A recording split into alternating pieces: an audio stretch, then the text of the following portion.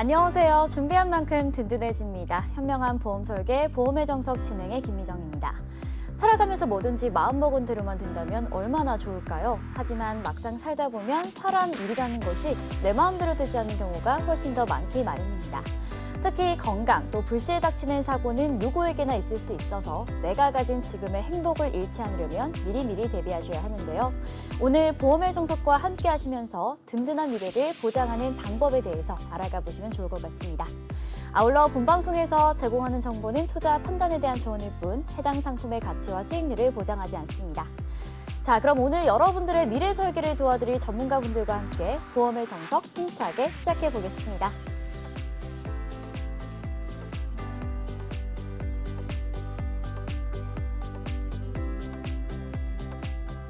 금요일 일부 도움 말씀 주실 전문가분 모셔보도록 하겠습니다. K탑 자산관리의 안수연 전문가님 나와 계십니다. 안녕하세요. 네, 시청자님 안녕하십니까? 안수연입니다. 여러분에게 주머니를 좀 줄여드릴 대안을 갖고 나왔습니다. 오늘 방송 끝까지 한번 시청해 주시기 바라겠습니다. 자, 우리 주머니 사정을 좀 덜어줄 만한 그런 소식을 갖고 왔다고 하니까 굉장히 궁금해집니다. 우리가 살아가면서 가장 큰 고민 중에 하나는 바로 병원비 문제가 아닐까 싶은데요. 다치거나 병이 생겨서 병원에 다녀와서 생긴 치료 비용을 좀 보험을 통해서 보장받고 좀 쉽고 또 나이가 들면서 좀 병원비가 계속해서 오르는 부담에 고민이신 분들도 참 많으실 것 같습니다. 자, 그래서 저희가 준비했습니다. 1부에서 만나볼 주제는요. 바로 상해 질병 급여 치료비가 얼마나 중요한지에 대해서 짚어보는 시간을 준비했는데요. 보다 자세한 내용 함께 들어보도록 하겠습니다. 네, 오늘의 주제는요. 상해 질병 급여 치료비. 뭔가 좀 어렵죠. 다치거나 아팠을 때 급여, 내가 낸 돈을 좀 돌려줄게. 이런 치료비입니다. 어쨌든 우리가 보험을 가입하는 이유는 내 주머니 속 사정을 적은 돈으로 해결하기 위한 방법이 아닐까 생각이 되는데요. 지금부터 한번 시작을 해보겠습니다. 네, 이 보험을 집중해야 되는 이유가 있습니다. 바로 이 네 가지 부분에 해당이 되신다면 이 보험을 꼭 한번 집중해 보시기 바라겠는데요. 첫 번째, 유병자 실손을 갖고 있습니다. 나는 약을 한두 개만 먹을 뿐인데 입원한 적도 없고 수술한 적도 없습니다. 그런데 보험료는 매년 오르고 있죠. 그러면 혜택도 적고 내 친구보다 보험료도 많이 내는데 이 유병자 실손 과연 유지를 하는 게 나을까요? 아니면 정리하는 게 나을까요? 이 플랜에서 해결해 드릴 거고요. 두 번째, 5년 이내 암이 있었습니다. 내가 회사에서 하는 건강검진을 했더니 뭔가 보인다고 해서 조직검사를 했더니 암 진단을 덜컥 받았습니다. 나는 건강하기 때문에 별다른 보험 준비를 안 했는데 일단 수술을 하죠. 하지만 수술로 끝나나요? 암이라는 거는요. 지겹게 적어도 5년간은 꼬리표처럼 나한테 따라다니는 게 바로 암입니다. 암은 수술한 이후에도 예방 차원에서 항암이나 아니면 방사선을 할 수가 있는데요. 일단은 암이라는 거가 내 몸에 들어왔다 하면은 일단은 새로운 보험을 준비하기 힘들죠. 하지만 오늘의 플랜에서는요. 암 수술하고 1년만 지났다면 그렇다면 내가 낸 돈을 돌려받을 수가 있습니다. 세 번째, 65세 이상 치아가 좋지 않다. 사실 치아 같은 경우는요. 가족력이 있으신 분들은 젊었을 때도 임플란트 하신 분들 많이 있으시죠. 그리고 요즘은 여성도 흡연하시는 분들이 많아서 젊었을 때 치아 안 좋으신 분들 많이 있습니다. 65세 이상 분들은 당연히 치아가 안 좋을 수밖에 없죠. 확률적으로 그렇습니다. 그럼 왜 이 보험이 치아보험하고 무슨 상관일까? 잘 아시겠지만 치아보험은 따로 준비해야 됩니다. 왜냐하면 급여보다는 비급여 부분이 많기 때문이죠. 하지만 대한민국은 좋은 나라입니다. 치아보험은요. 치아에서 65세 이상 되시는 분들은 70%를 2개까지 보장을 해주고 있습니다. 그러면 오늘의 플랜을 준비하신 분들 같은 경우는 치아 2개를 내가 낸 돈을 돌려받을 수가 있습니다. 그리고 네 번째, 실손해서 안 되는 보장을 받고 싶다. 사실 병원 갔다 와서 영수증 청구해 봤더니 이 보장은 이래서 안 되고 저래서 안 되고 이런 경험 많이 쓰셨을 거예요. 아니 실손보험은 다 해줘야 되는 거 아닌가? 왜 이렇게 안 되는 게 많을까? 그거는 바로 다빈도 질병에 대해서는 다 보장해 주다가는 나만 할 게 없겠죠. 그래서 시간이 지나면 지날수록 실손에서는 제외되는 항목이 많습니다. 하지만 오늘의 플랜에서는요, 적어도 안 된다는 보장이 없는 게 오늘의 플랜 내용입니다. 서두가 좀 길었죠? 네, 65세 고령 인구 1,000만 명을 돌파했습니다. 1,000만 명. 와닿지가 않죠. 5명 중에 1명은 65세 이상입니다. 이렇게 65세 이상 인구가 많으면 무슨 문제가 될까요? 바로 만성질환이 많다는 거죠. 10명 중에 8명 65세 이상 분들은 다빈도 질병이죠. 만성질환, 특히나 고혈압은요, 56%가 넘습니다. 그리고 고혈압이 오래 장기간 되다 보면은 결국엔 당뇨까지 이르죠. 이 고고당, 이 3종 세트는 사실 우리나라 60세 이상의 분들은 대부분 갖고 있는 질병이죠. 그러면 이런 질병에 대비하는 방법이 뭐가 있을까요? 바로 실손보험이죠. 그래서 대부분의 분들이 실손보험을 준비하고 있습니다. 하지만 내가 엄마 아빠가 다 고혈압이고 고지혈이고 당뇨라서 나도 일찌감치 고혈압 약을 드셨다면 젊은데도 불구하고 보장이 안 되는 부분이 많이 있습니다. 지금 현재 유병자 실손 같은 경우는 약제비가 안 되죠. 나는 사실 병원에 약만 탈 뿐인데 사실 받을 게 없다면 너무 서운하죠. 그리고 급여, 도수치료, 몸을 아파서 이런 물리치료나 아니면 충격파 이런 비급여 주사에 대해서 같은 조건이 아닌 다른 조건으로 이렇게 실손보험을 준비하신 분들이 많이 있습니다. 그러면 실손보험은 1년에 한 번씩 보장이 오르죠. 그리고 보험료가 오릅니다. 보장이 바뀌는 게 아니고 보험료가 오르죠. 그리고 유병재 실손 같은 경우는 3년마다 재가입이라는 걸 합니다. 만약 만기를 놓쳤다면 다시 가입을 하셔야 되는 이런 번거로움이 있는데요. 1년에 한 번씩 오르는 보험이 아닌 내가 처음 준비한 보험료로 내가 살아있는 동안 보장을 받으면 어떨까요? 좋겠죠. 그러면 어떠한 질병이 많이 걸리는 건지 한번 살펴보도록 하겠습니다. 이런 보장을 많이 걸리는 질병에 대해서 내가 보험을 준비한다면 그래도 내 주머니 사정이 좀 좋아지지 않겠습니까? 한국인이 많이 걸리는 만성질환입니다. 첫 번째는 고혈압, 두 번째는 고지혈, 세 번째 당뇨 이런 순인데요. 특히나 50세 이상의 남성분들이 이런 전립선 쪽에 많이 질환 앓고 있습니다. 직업에 따라 좀 다르긴 하는데요. 운전을 오래 하시거나 아니면 앉아서 생활하시는 많은 남자분들 이런 전립선 질환 거의 대부분이 앓고 계시고요. 관절, 류마티스 이거는 노화에 따른 질병이기 때문에 어쩔 수가 없죠. 이렇게 이런 만성에 대한 질병을 처음 준비하셔야 되고요. 첫 번째로. 그 다음은요. 전 연령층에서 가장 많이 병원에 가는 이유입니다. 첫 번째는 치과 쪽이네요. 두 번째는 감기, 누구나 걸리죠. 3위입니다. 고혈압이 만성질환이 3위네요. 그리고 치아. 이런 질병들 같은 경우는 사실 병원에 갔을 때 내 주머니에서 나오는 돈은 많지는 않습니다. 그러면 이런 질병보다 큰 돈에 대비하는 게 보험의 목적 아닐까요? 특히나 병원에 갔을 때 큰 돈이 드는 게 뭘까요? 바로 수술입니다. 이런 다빈도 수술은 면책 없이 내가 안 되는 거 말고 다 보장을 받는다면 얼마나 좋을까요? 한국인이 많이 하는 수술입니다. 백내장 수술. 요즘은 초록이 백내장이라고 해서 40대도 백내장 진단받는 분들 많이 있으십니다. 백내장은 우리가 70대 이후에는 거의 한 번쯤은 생긴다고 봐야 될 게 바로 백내장이죠. 하지만 백내장은요, 지금은 좀 입원해서 하는 수술이 안 되지만 통원에서는 보장을 받을 수가 있죠. 적게는 가능합니다. 그러면 안 되는 거, 제왕절개나 치액 같은 경우는 많이 하는 수술임에도 불구하고 실손보험에서는 보장하지 않습니다. 왜 보장이 안 되는 걸까요? 너무 많이 하기 때문입니다. 그럼 내가 애를 낳는데 출산을 했는데 자연분만이 아니고 갑자기 이렇게 제왕절개하는 일이 발생을 한다면 수술비가 들어가겠죠.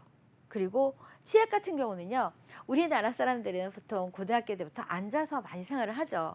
다른 나라에 비해서 특히나 오래 공부하기 때문에 이런 치액 수술을 많이 하는 게 아닐까 생각이 되는데요. 이런 실손에서 보험이 보장이 안 되는 제왕절개나 치액 수술을 오늘의 플랜에서는 보장이 됩니다. 세부적으로 한번 알아보도록 하겠습니다. 제왕절개 급여 본인 부담금. 우리가 제왕절개를 수술을 하면은요, 솔직히 수술하는 비용보다는 입원비가 많이 들어가죠. 하지만 내가 낸 돈에 대해서 이렇게 급여 처리를 돌려받을 수가 있습니다. 금액은 적지만 남들은 안 되는데 내가 보장받는다면 그건 정말 신나는 일이 아닐까요? 두 번째, 치질 수술 급여. 생각보다요, 요즘 청구서를 보니까 치액 부분에 대해서 수술비가 많이 비싸더라고요. 백내절은 뭐 한 30만 원이면 가능한데 치액은 의외로 100만 원이 넘더라고요. 간단한 수술인 줄 알았는데 비용이 많이 발생을 합니다. 하지만 실손보험에서는 보장이 안 되고요. 내가 치액 부분에 대해서 따로 보장을 준비했다 하더라도 한 보험사에서는 20만 원, 30만 원을 넘기는 어렵죠. 따로 수술비를 준비하시면 모를까. 그렇다면 이렇게 4위인데도 불구하고요, 치질 수술 급여 부분 100만 원이 넘는 부분을 이렇게 보장받는다면 참 좋지 않을까요? 세 번째, 입원일 수가 많아진다면 요즘 기준은 2인실도 이제 급여가 됐습니다. 그럼 2인실 같은 경우는 1인실은 좀 많이 비싸죠. 하지만 내가 편안하게 치료를 받고 싶다면 딱 둘밖에 없는 2인실 괜찮지 않겠습니까? 2인실이 급여가 됐기 때문에요, 바로 내 부담금 반 정도는 돌려받을 수가 있습니다. 그러면 선택의 폭이 확실히 넓어진 거겠죠. 그리고 네 번째, 고령 출산에 따른 조산 위험을 방지하기 위해서, 사실 요즘 모태솔로, 나는 혼자 살겠다는 분들이 많이 있습니다. 결혼은 해도 후회, 안 해도 후회겠지만 나중에 결혼을 선택했을 때 결혼에 따른 이런 아이를 갖기는 거는 대부분의 분들이 선택하는 방향이죠. 그러면 내가 35세 이상의 분들이 만약 출산을 한다. 그러면 온갖 검사들을 다 합니다. 일단은 조산 확률이 높기 때문이죠. 그러면 이런 부분은 출산 관련돼서는 보장받기가 힘든데, 특히나 고령 출산이신 분들은 이런 약품비를 처방을 받습니다. 유산 방지제인데요, 이게 무려 458만 원이네요. 내가 임신을 했는데 이 약이 비싸다고 확률이 높다면 안 하실 분 계신가요? 이 늦게 가진 나이의 아이를 지키기 위해서 아마 대부분의 여성들은 아무리 비싸더라도 이런 약제비를 구입할 수밖에 없습니다. 그러면 어떻게 하는 게 내가 세상을 살면서 의료비의 지출을 최소화할 수 있을까요? 내가 10개 약, 1개 약을 먹더라도 다시 돌려받는 의료비, 그것이 바로 상해급여 치료입니다. 면책 없고요, 1년마다 오르지 않고요, 처음 준비한 그 보험료로 쭉 살아있는 동안 보장받을 수 있는 건 바로 상해질병 급여 치료비입니다. 그래서 시청자 여러분 같은 경우는 내 보장이 유병자 실손을 혹시나 갖고 계시다면, 아니면 출산을 계획하신 분이라면, 아니면 치과 치료를 계획하신 분들이라면 꼭 한번 준비하실 보험이 바로 상해질병급여 치료비입니다. 네, 잘 들었습니다. 지금 자료를 살펴보니까요, 65세 이상의 고령 인구가 1,000만 명을 어느덧 돌파를 앞두고 있다고 합니다. 국민의 5분의 1이 고령자라고 봐도 무방한 수치인데, 그만큼 만성 질환을 겪는 유병자가 점점 증가하고 있다는 말이겠죠. 뭐 당뇨병이나 고혈압, 이런 병들은 평생 동안 내가 병원에 계속해서 자주 방문을 해야 되는 그런 사례들이 늘고 있다는 것입니다. 그만큼 이 병원비, 진료비 이런 것들 약값까지 다 부담이 될 것 같은데, 같은데 말씀해주신 이 상해질병 급여 치료비 같은 경우에는 좀 실손에서 보장받지 못하는 부분을 채워줄 수 있는 부분도 있는 것 같고요. 뭐 약제비까지도 좀 보장이 가능하다라는 부분도 좀 체크를 해주셨습니다. 네, 이런 부분들 참고해 보시면 너무나 좋을 것 같은데 자 그렇다면 우리 전문가님께서 준비해주신 상해질병 급여 치료비 보험 좀 더 자세하게 플랜 안내해 주시죠. 일단은 낸 돈을 다시 돌려받는 건데요. 한번 보시겠습니다. 실손보다 폭이 넓은 보장 범위입니다. 실손은 이렇게 보시면 정신 쪽 이력 있다. 안 되죠. 가입이 안 되죠. 그리고 여성 생식기 염증. 솔직히 앉아서 근무하거나 화장실 자주 못 가는 분들 이런 염증성 많이 있으신데 이런 부분에 있어서 보장이 안 되고요. 그리고 임신 출산 관련돼서 안 되고 선천적 뇌질환 안 되는 게 너무 많이 있습니다. 그리고 여성분들 50세 이후에 폐경 이후에 요실금 많이 진단을 받는데 이런 부분에 대해서 너무 보장이 많이 나가기 때문에 보장이 안 되는데요. 지금의 이런 상해 질병 급여 치료비에서는요. 안 되는 게 없습니다. 전부 보장이 가능합니다. 그러면 일단은 실손보다는 선택의 폭이 넓겠죠. 그리고 실손보험의 사각지대를 채워준다. 실손보험에서 면책인 거 다시 한번 말씀드립니다. 임신, 요실금, 출산 관련 치료, 그리고 선천성 뇌질환, 정신 및 행동장애, 한방 치과 치료 이런 부분이 실손에서는 보장이 안 되는데요. 오늘의 이 플랜에서는 일단은 보장이 됩니다.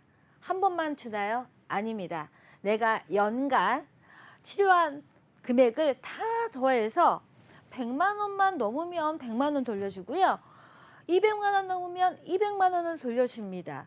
그리고 1000만 원이 넘으면 1000만 원을 돌려줍니다. 막 따져보시면 어떤 게 나을까요? 실손보험? 표준화 실손보험은 좀 갖고 가셔야죠. 하지만 내가 약을 먹거나 혹시나 다른 분들보다 높게 보험료를 내고 있다면 매년 오르는 보험보다는 차라리 이런 보장이 어떨까요? 4세대 실손 대비 보장.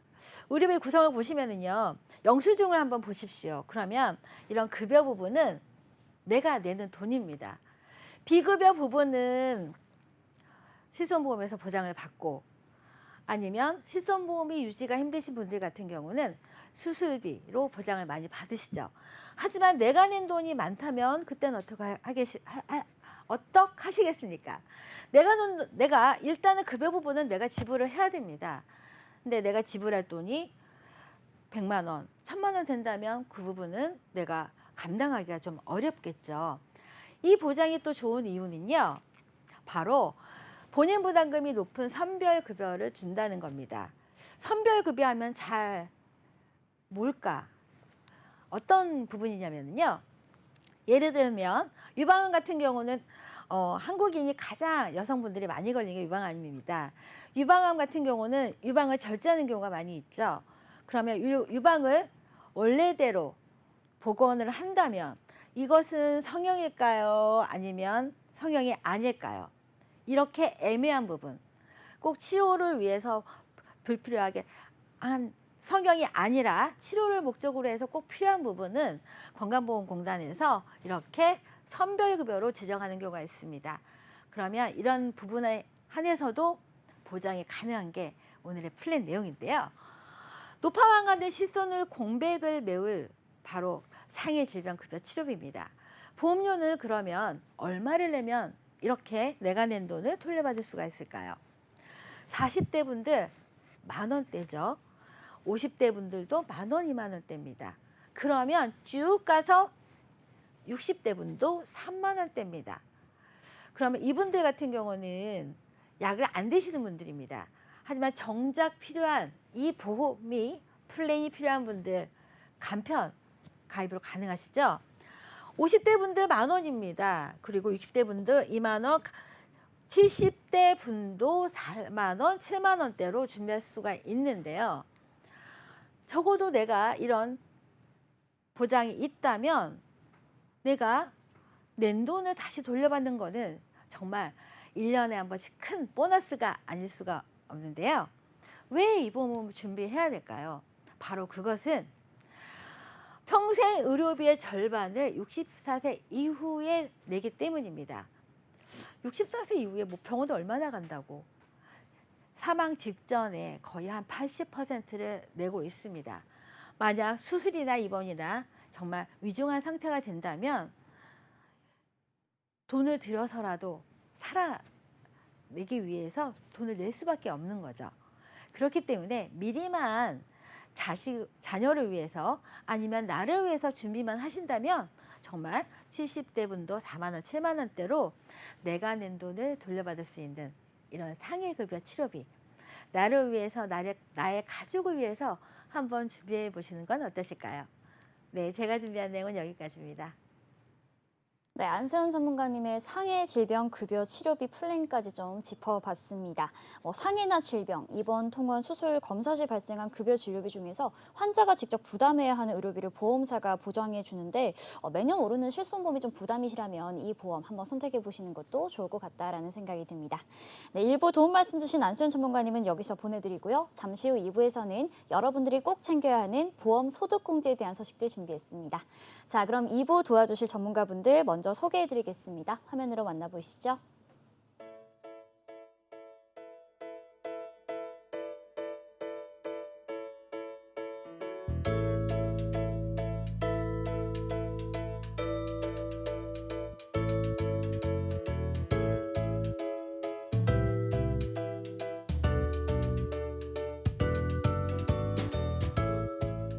네, 계속해서 2부 함께 해주실 전문가분 소개해드리겠습니다. 1부에 이어서 함께 해주시는 안수현 전문가와 K탑 자산관리의 김경화 전문가님 나와주셨습니다. 인사 말씀 부탁드릴게요.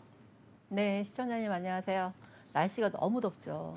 이렇게 더운 날엔 정말 시원한 에어컨 밑에서 이렇게 TV를 시청하고 계시는 분들이 가장 좋지 않을까 부러운데요. 오늘 이렇게 시원하게 TV를 시청하고 계시는 분들한테 굉장히 행복하고 즐거운 느낌을 받을 수 있게 선물 같은 소식을 항상 준비해 드리죠. 제가 선물 같은 전문가 김경화 인사드리겠습니다. 자, 우리 행복하고 안전한 미래를 보장하기 위해서 2부가 준비되어 있다고 합니다. 자, 2부에서는요, 중대재해처벌법과 관련된 좀 보험은 어떤 특징을 갖고 있는지 살펴보는 시간을 준비했는데요. 오늘의 필수 보장 공개해 주시죠.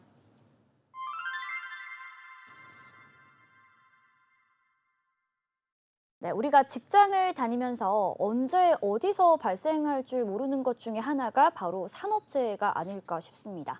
이런 산업재해를 예방하기 위해서 마련한 제도 중에 하나가 바로 중대재해처벌법인데요. 자, 오늘 이 시간에는 김경화 전문가님과 함께 중대재해처벌법에 대해서 좀 자세하게 살펴보고 관련된 보험도 짚어보도록 하겠습니다. 자, 일단 전문가님, 가장 먼저 우리가 중대재해처벌법이 좀 뭔지 정확하게 짚고 넘어가는 것부터 필요할 것 같아요. 어떤 법인가요? 네, 중대재해처벌법 왠지 이렇게 어떤 단어에 법이란 단어, 이 낱말이 들어가면 굉장히 어렵고 무겁고 이런 느낌이 들어요. 그래서 자세히 살펴보기가 조금 겁이 나긴 하는데 우리가 모든 우리 분들이 모두 다 사업자이시거나 뭐 CEO이시거나 이러진 않잖아요. 사실은 어떤 직장의 직원일 수 있으니까 이런 그냥 일반 직장에 다니시는 직원분들 또 분명히 이 중대재해처벌법이라는 거에 대해서 인지를 하고 계셔야 돼요. 그래야지 내가 우리 회사를 다니면서 편하게 직장 생활을 할 수 있는 그런 느낌을 받으실 수 있거든요. 우선 중대재해처벌법을 법리적으로 우선 말씀을 드릴 건데요. 적용 대상 중에 중대산업재해와 중대시민재해로 나누거든요. 중대산업재해 같은 경우는 사망이 1명 이상 발생을 하면 어떤 사건에 의해서 사망이 1명 이상 발생하고 동일 사고로 6개월 이상 치료 필요한 부상자가 2명 이상 발생하거나 급성 중독 등 직업성 질병자가 1년 내 3명 이상 발생을 하면 이거는 중대산업재해에 속해지는 거예요. 그래서 법으로 인해서 처벌을 받든지 벌금을 내든지 이런 방향이 생기는 거고요. 중대시민재해 같은 경우는 뭐 원료, 제조물, 공중시설 이용 이런 걸로 인해서 우리가 아직 판결은 안 났지만 이태원 사고 같은 경우가 아마 중대 시민재해로 판결이 날지 안 날지 아직은 모르겠는데 어쨌든 예를 들자면 이런 부분인 거고요. 책임의 주체를 따지자면 사업주나 경영 책임자한테 책임을 지게 하는 거죠. 그래서 이 사업주나 경영 책임자들이 꼭 어떤 사업을 영위하면서 우리의 직원들이나 이런 분들의 안전을 다시 한번 확인하고 체크하고 조금 더 안전하게 회사 생활을 할 수 있게끔 만드는 책임을 부여주는 거고요. 그다음에 범죄 요건 구성 요건 같은 경우는 모두 다 중대 산업재해나 중대 시민재해가 발생을 한다면 사업장이나 법인 CEO나 이런 분들이 책임감 있게 책임을 져야 된다. 이런 법인 거고요. 처벌도 예전 같은 경우 이 중대재해처벌법이 발생하기 이전에는 사실은 저 밑에서 정말 담당자들만 처벌받고 마는 이런 상황들이 굉장히 많이 발생을 했거든요. 하지만 지금은 그렇지 않게 법정형의 사망 시 징역 1년 이상 또는 10억 원 이상의 벌금, 이게 사업주가 내는 거예요. 사업주가 책임을 져야 되는 거예요. 그다음에 양별규정 같은 경우도 사망 시 50억 원 이하의 벌금을 내게 하는. 그다음에 징벌적 손해배상 같은 경우도 손해액에 이제 합의를 보잖아요. 민사소송이나 이런 걸 하면은 손해액의 5배 이상 손해배상을 할 수 있는 이런 게 법적으로 딱 만들어진 거죠. 그래서 중대재해처벌법이 굉장히 중요한데 사실은 이 중대재해처벌법이 예전에 그러니까 24년 1월 27일 그 이전에는 50인 이상의 사업자나 50억 원 이하의 50억 원 이상의 건설 비용이 발생한 이런 사업장만 중대재해처벌법에 저촉이 됐었거든요. 하지만 24년 1월 27일 이후부터는요. 5인 이상 50인 미만 사업장도 다 이 중대재해처벌법에 해당이 됩니다. 그렇기 때문에 중소기업 하시는 분들이 있으시잖아요. 나는 굉장히 영세한 사업장을 가지고 있고 나는 내 사업하는 내 직원들은 한 4~5명밖에 안 돼. 이런 사업장을 가지고 계신 분들도 5명 이상 되면은 무조건 중대재해처벌법에 저촉이 되니까요. 꼭 한번 책임을 지셔야 되거든요. 이거는. 그렇기 때문에 꼭 한번 체크를 해보셔야 돼요. 이 사고 예방 의무를 다하지 않았다고 해서 사업주, CEO 분들한테는 어떤 벌금을 주냐면요. 1년 이상의 징역 혹은 10억 원 이하의 벌금.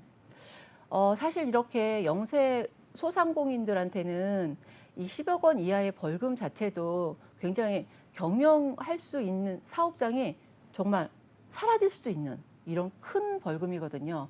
이런 것들을 위해서라도 미리미리 대비를 좀 할 수 있는 방법이 있었으면 좋겠습니다.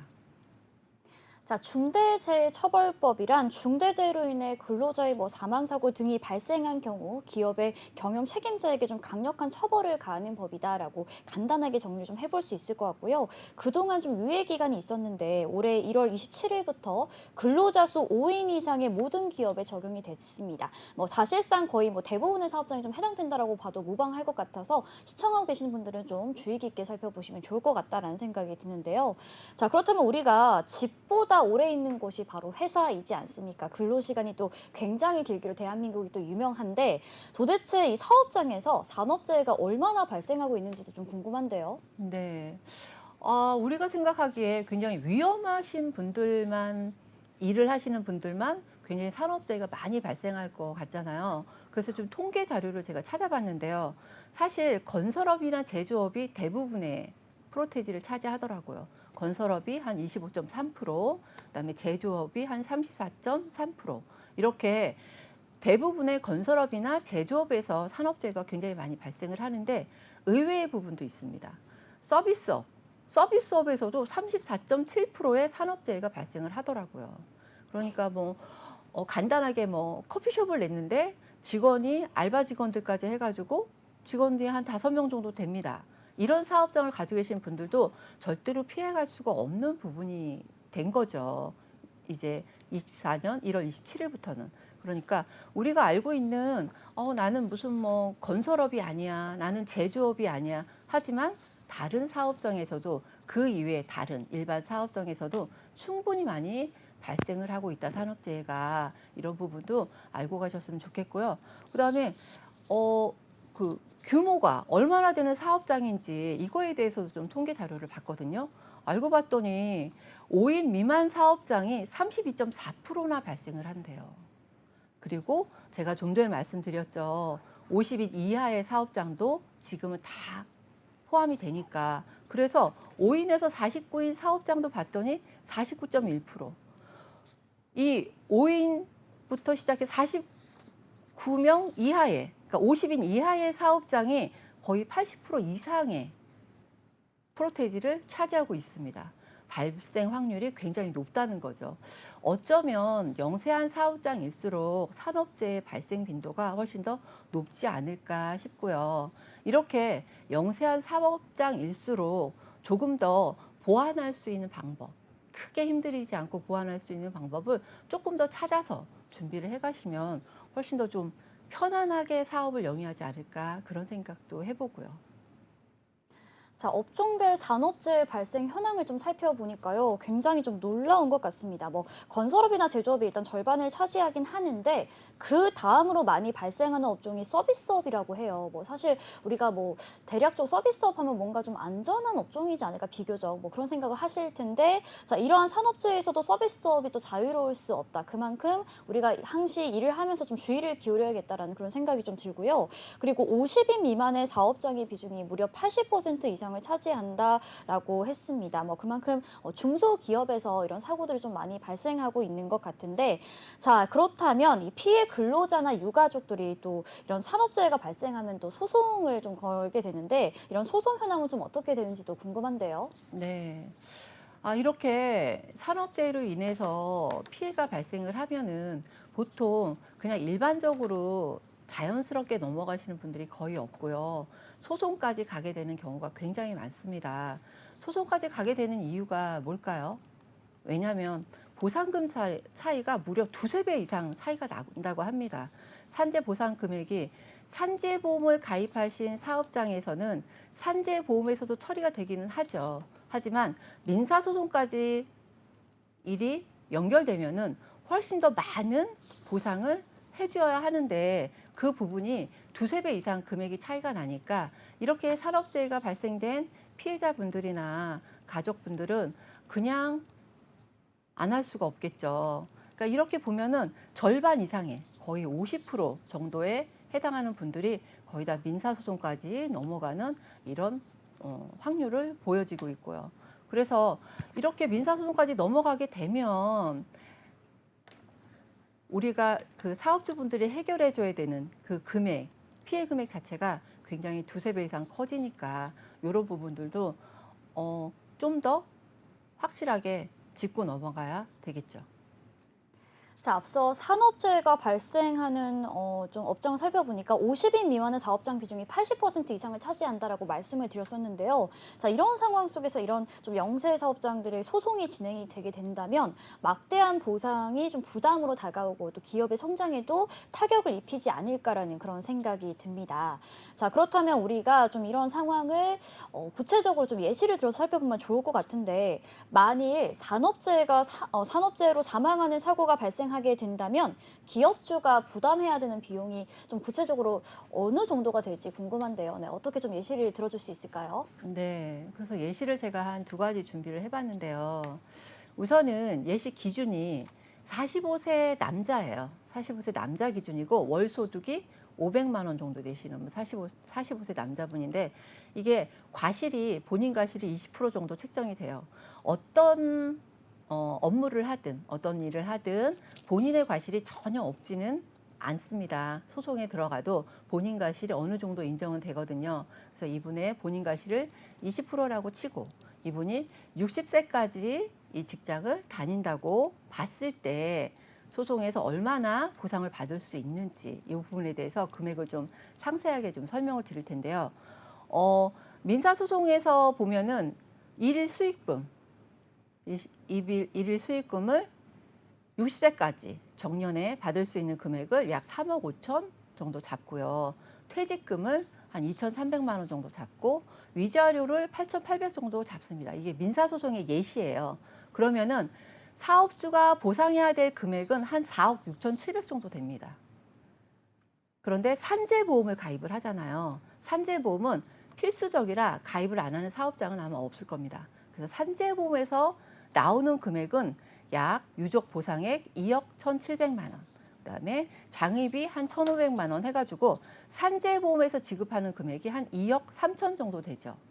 그러면 4억 6,700에서 2억 3천은 산재보험에서 나온다고 치면 나머지 금액 2억 3,500만 원 정도는 기업주분이 부담을 해야 되는 거죠. 2억 3천 굉장히 크면 크다고 할 수 있는 금액인데 사업을 영위하면서 이렇게 큰 금액을 툭 떼어서 어느 다른 부분에 쓰기에는 쉽지가 않습니다. 그다음에 또 한 가지 예시를 드릴 건데요. 이번에는 좀 젊으신 분이에요. 35세 남자 기준 월소득이 한 250 정도 되고요.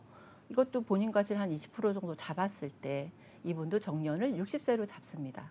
그러면 민사소송에서 나오는 금액은 약 3억 6,300만 원 정도 나옵니다. 결정을 내려줍니다. 사업장에서 이 정도 보상을 받아야 된다라고.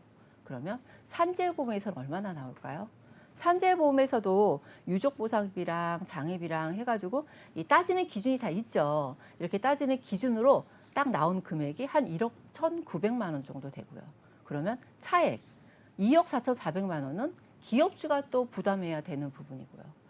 이렇게 사건이 터질 때마다, 사명사고가 터질 때마다 한 사람당 민사소송까지 진행이 된다면 기업주는 한 사람당 보통 한 2억에서 2억 5천 원 정도의 본인 부담금이 발생이 되는 거죠. 이런 부분을 미리 좀 준비를, 제가 계속 미리 준비하셔라, 미리 준비하셔라 이렇게 말씀을 드리는데, 얼마 전에 화성에서도 큰 사고가 났었잖아요. 화재 사고가. 이렇게 정말 언제 어떻게 발생할지 모르는 이 사고가 산업재해거든요. 이런 산업재해를 조금 더 안전하게 준비할 수 있고 조금 더 확실하게 사업주분들이 사업을 영위할 수 있게, 이렇게 조금 더 편하게 가실 수 있게 준비할 수 있는 여러 가지 방법들이 있습니다. 이런 방법들을 제가 좀 이따 알려드릴 거예요. 네, 35세 그리고 45세 남자를 기준으로 예시를 좀 살펴봤습니다. 대략 2억 원이 훌쩍 넘는 금액인데 그만큼 기업주가 부담해야 할 금액이 상당하다라는 것을 좀 예시를 통해서 알 수 있었던 것 같습니다. 자, 그렇다면 우리 시청하고 계시는 수많은 기업주님들의 부담을 경감시켜줄 수 있는 보험이 있을 것 같은데요. 어떤 보험인지 소개해 주시죠. 네, 제가 지금 말씀드리는 보험은 단체 보험입니다. 단체 보험인데요. 단체 보험 같은 경우는 이렇게 사망보험금도 어느 정도 책정을 할 수 있고요. 아니면은 일반적으로 사업을 하면서 아니면은 출퇴근을 하면서 일을 하면서 상해 사고가 발생하거나 질병이 발생하거나 이런 부분도 다 보장이 가능한 부분이거든요. 아까 제가 좀 전에 말씀드렸잖아요. 2억 원에서 2억 5천만 원까지의 기업주의 부담이 생긴다고. 단체보험을 가입 전에는 산재보험 그 이외 나머지 차액은 다 기업주가 부담을 해야 되는 부분이 있었죠. 하지만 이렇게 단체보험을 가입하신다면은 산재보장에서 나오는 부분하고 단체보험에서 받는 이 부분하고 나머지 차액에 이런 부분만 아마 한 3분의 1 정도로 줄지 않을까 싶은데요. 이런 금액만 사업주분들이 부담을 하신다면 훨씬 더 부담을 경감시켜 드릴 수 있는 이런 보험이 아닐까 싶습니다. 네, 기업주의 부담을 덜어주는 단체 보험 살펴봤습니다. 가입 전에는 만일 기업주가 부담을 해야 됐다면 이제는 가입하고 난 뒤에는 보험사가 좀 부담을 해주기 때문에 이런 기업주의 부담을 덜어줄 수 있다는 그런 장점을 갖고 있는 것 같은데, 이런 중대재해처벌법이 시행되면서 이제 단체 보험 가입은 좀 선택이 아닌 필수인 시대가 점점 다가오고 있지 않나라는 생각이 드는데요. 자, 이야기를 듣다 보니까 그런데 이 산재 보험과 단체 보험의 차이도 좀 궁금한데요. 이 두 보험의 차이가 어떤 것들이 좀 있을까요? 네. 산재보험 같은 경우는 그냥 강제 가입이에요, 사실은. 산재보험을 가입을 안 하면 아마 벌금도 나오고 이런 상황이거든요. 산재보험은 의무보험이어서 강제로 가입을 해야 되는 거고요. 단체 보험은 임의 가입입니다. 가입을 하시고 싶은 사업장이 있으면 가입을 하시지만 안 가입했다고 해서 벌금이 나오거나 강제로 가입을 하거나 이런 조건은 없습니다. 하지만 가입을 해야지만 되는 필수 조건을 제가 지금부터 말씀을 드릴 건데요. 가입 대상은 모든 사업장, 산재보험은 산재보험의 가입 대상자가 되는 부분들은 산재보험을 가입을 하시지만 이 단체보험은 모든 사업장에서 5인 미만도 사실은 상관없거든요. 모든 사업장에서 다 가입을 할 수 있는 게 단체보험이고요.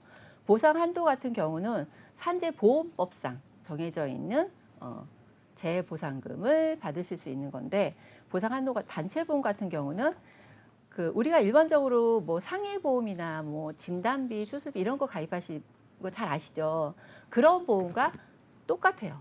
어떤 사망보장을 뭐 2억, 3억 가입하고 싶은 금액만큼 정해서 이렇게 가입을 할 수 있는 부분이고요. 우리가 보험은 어때요? 365일 다 보장을 받는 거죠. 24시간 내내. 자다가도 아니면은 걸어가다가도 아니면 출근을 하다가도 아니면 퇴근해서 뭔가 유흥을 즐기다가도 이렇게 사고가 나도 다 보장을 받을 수 있는 이런 부분이 단체보험인 거고요. 그다음에 보험료 같은 경우는 산재보험 같은 경우는 급여가 많으신 분들은 많이 책정이 될 수밖에 없어요. 그래서 보험 기간 중 총 임금 곱하기 보험료율로 따지기 때문에 조금 더 보험이 셀 수도 있고요. 하지만 단체 보험은 급여가 1,000만 원이어도 급여가 200만 원이어도 보험료가 동일해요. 단지 남녀와 성별의 차이나 나이에 따라서 보험료가 조금씩 차등은 있겠지만 보험료 차이가 거의 없다고 보시면 되고요. 그다음에 만기 시에 산재보험 같은 경우는 뭐 회사를 접을 시에나 뭐 영업을 안 하면 이러면 만기가 되겠지만 이런 만기 시에도 산재보험 같은 경우는 완급금이 없죠. 환급금이 전혀 없고 100% 다 소멸성이에요. 하지만 단체보험 같은 경우는 어느 정도 기간, 20년 동안 내거나 뭐 10년 동안 내거나 이렇게 기간을 딱 정했을 때 어느 정도의 적립금을 넣으면은 환급받을 수 있는 확률도 굉장히 높아요. 50% 확률 환급 받는 건 선택사항이거든요. 이거는 기업주분들이 나는 50% 정도 환급 받고 싶어. 보험료는 어느 정도 가고 싶어. 이렇게. 아니면 난 100% 이상 환급률을 발생시키고 싶어. 왜냐하면 사업을 하시다 보면은 유동자금이 급하게 필요하실 때가 있으세요. 이럴 때는 단체 보험을 적립금을 좀 넣어서 유동자금을 만들 수 있는 이런 걸로도 활용할 수 있거든요. 그리고 소멸성 보험료는 세제 혜택도 받으실 수가 있고요. 비용 처리가 되거든요. 그러니까 다양한 방법으로 활용할 수 있는 게 단체 보험이고요. 강제적으로 가입을 해서 꼭 필수적으로 해야 되는 부분이 산재보험인 겁니다. 네, 산재보험과 단체보험의 차이점을 좀 명확하고 알기 쉽게 설명을 해주셨습니다. 단체보험 같은 경우는 보상 한도가 좀 넓고요. 나이나 급여에 상관없이 월 납입 보험료는 동일하지만 성별에 따라서 보험료의 차등이 있다. 그리고 만기 시 환급형이다라는 점 체크해 보시면 좋을 것 같습니다.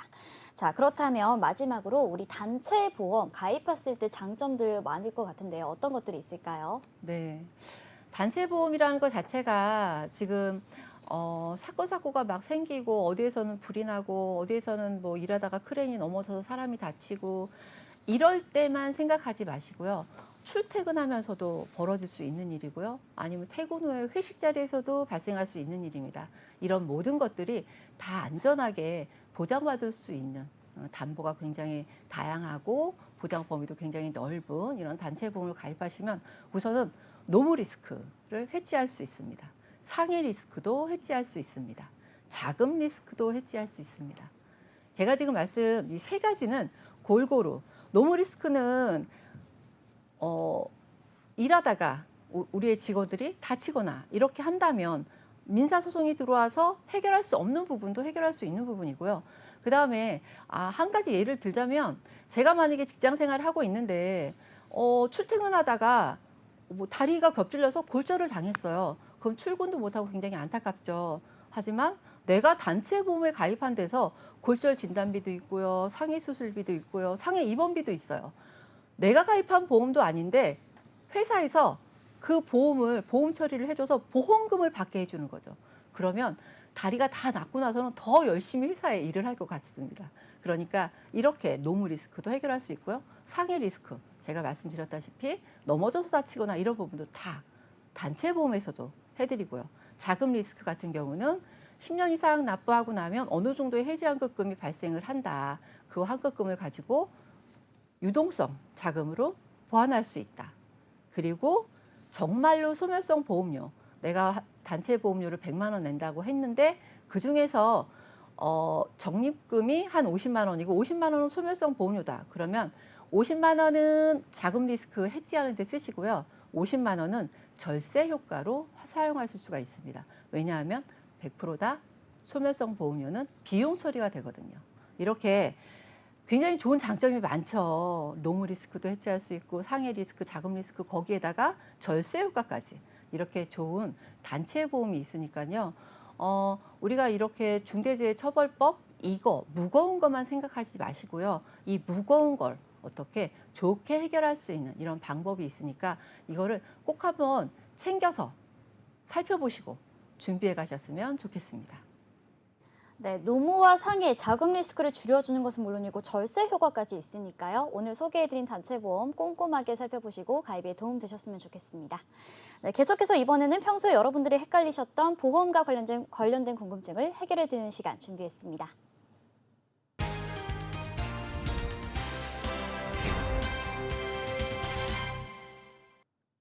알쏭달쏭 보험 Q&A, 평소 여러분들이 헷갈리셨던 부분을 전문가님과 함께 짚어보는 시간입니다. 첫 번째로 들어온 질문 확인해 보겠습니다.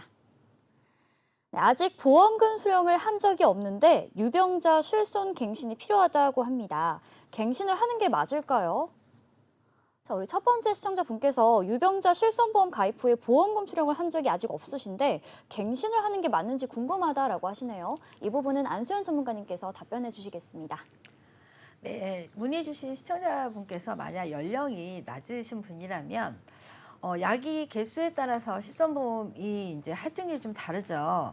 만약 약 개수가 하나밖에 없다 이러신 분들은요. 표준화 실손을 할증 플랜을 이용해서 다시 한번 알아보시는 게 첫 번째 방법이고요. 두 번째 방법은 우리가 병원에 가면 영수증이 급여와 비급여로 나뉩니다. 실손보험을 준비하는 이유는 사실 비급여 때문에 준비하는 거죠. 하지만 비급여는 매년 오를 수가 있죠. 실손보험 같은 경우는. 그렇기 때문에 수술비나 입원비, 다른 보장을 대체로 준비하기 마련인데요. 비급여 부분은 수술비나 그 밖의 보장으로 준비하시고요. 급여 부분은 상해질병급여 치료비로 준비하시면 100% 만족하는 보장이 되지 않을까 생각이 됩니다. 네, 이어서 다음 질문 화면으로 확인해 보겠습니다.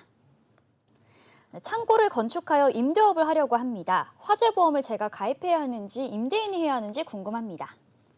자, 이 부분은 김경화 전문가님께서 답변해 주시겠습니다. 네, 이 부분은 답을 먼저 드릴게요. 두 분 다 가입하셔야 합니다. 건물주 같은 분은 그 건물 자체에 대해서 보험을 드셔야 하겠죠.